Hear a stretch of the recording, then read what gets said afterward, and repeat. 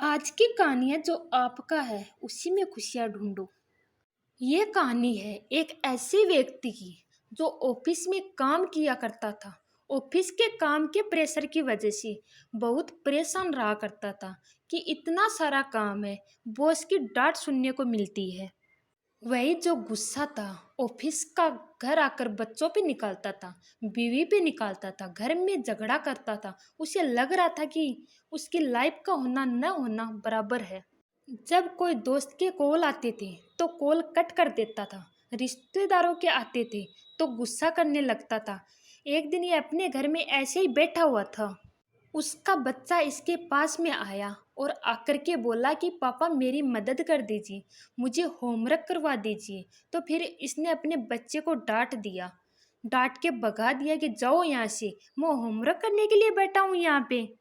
थोड़ी देर के बाद में जब इसका गुस्सा ठंडा हुआ तो इसको लगा कि जाकर के एक बार बच्चे की मदद करनी चाहिए, उसका होमवर्क करवाना चाहिए। तो ये उस बच्चे के कमरे में गया तो देखा बेटा सो चुका था। बच्चे ने होमवर्क की कॉपी उसने अपने सर पे रखी हुई थी। होमवर्क करते करते ही सो गया था। इसने कॉपी उठाई और इसको लगा कि इस कॉपी को नीचे रख देते हैं ताकि बच्चा आराम से सो सके। लेकिन जैसे ही ये कॉपी नीचे रखने वाला था, इसने पढ़ा कि इसमें लिखा क्या हुआ है। इसको लगा कि एक बार पढ़ लेते हैं बच्चा काम क्या कर रहा था, ऐसा जिसमें इसको मदद चाहिए थी। तो जो होमवर्क था उसका शीर्षक था वो काम जो हमें शुरू में अच्छे नहीं लगते लेकिन बाद में धीरे धीरे अच्छे लगने लगते हैं। इस शीर्षक पे बच्चे को एक निबंध लिखना था। बच्चे ने एक पैराग्राफ लिख दिया था तो इसने पढ़ना शुरू किया। बच्चे ने सबसे पहले लिखा था, thank you so much final exam का, जो शुरू में हमें बुरे लगते हैं लेकिन उनकी वजह से बाद में गर्मियों की छुट्टियां आ जाती हैं। थैंक यू सो मच उन बेस्वाद कड़वी लगने वाली दवाइयों का जो शुरू में बिल्कुल अच्छी नहीं लगती लेकिन बाद में उनकी वजह से हम सब कोई ठीक हो जाते हैं। फिर उस बच्चे ने आगे लिखा, थैंक यू सो मच उस अलार्म क्लॉक का जो सुबह सुबह हमें जगा देती है। हमें अच्छा नहीं लगता लेकिन उसकी वजह से जब हम जाग जाते हैं हमें मालूम चलता है कि हम जिंदा है। थैंक यू सो मच ऊपर वाले का, भगवान को उस बच्चे ने धन्यवाद कहा कि आपकी वजह से मेरे पापा मेरी ज़िंदगी में आए। मेरे पापा शुरू में मुझे डांटते हैं, मुझे बिल्कुल अच्छा नहीं लगता लेकिन बाद में मुझे घुमाने के लिए ले जाते हैं, अच्छा अच्छा खाना खिलाते हैं, खिलौने दिलाते हैं। तो ऊपर वाले आपका धन्यवाद कि आपने मेरे पापा को मेरी लाइफ में भेजा, क्योंकि मेरे एक दोस्त के पापा नहीं है। ये जो आखिरी की लाइन थी, इस लाइन ने इस आदमी को झंझोर दिया, अंदर तक हिला के रख दिया।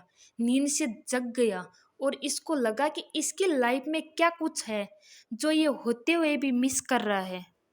उस बच्चे के निबंध को कॉपी करते हुए बड़बड़ाने लगा, बोलने लगा, ऊपर वाले थैंक यू सो मच, आपकी वजह से मेरे पास में घर है, कईयों के पास तो घर भी नहीं है। क्या हुआ अगर मैं ईएमआई चुका रहा हूँ तो। इसके बाद उसने बोला, थैंक यू सो मच ऊपर वाले, आपकी वजह से मेरे पास में परिवार है, कईयों के पास तो परिवार भी नहीं होता, वो दुनिया में अकेले होते हैं। इस आदमी ने बोला, थैंक यू सो मच ऊपर वाले, आपकी वजह से मेरे पास ऑफिस है, वर्क प्रेशर है, थोड़ा प्रेशर है। मेरे पास में जॉब तो है, कईयों के पास तो जॉब होती ही नहीं है। हे ऊपर वाले, थैंक यू सो मच इस लाइफ के लिए जो आपने मुझे दी है। एक छोटे से बच्चे के निबंध ने इतने बड़े इंसान को जिंदगी का मतलब समझा दिया।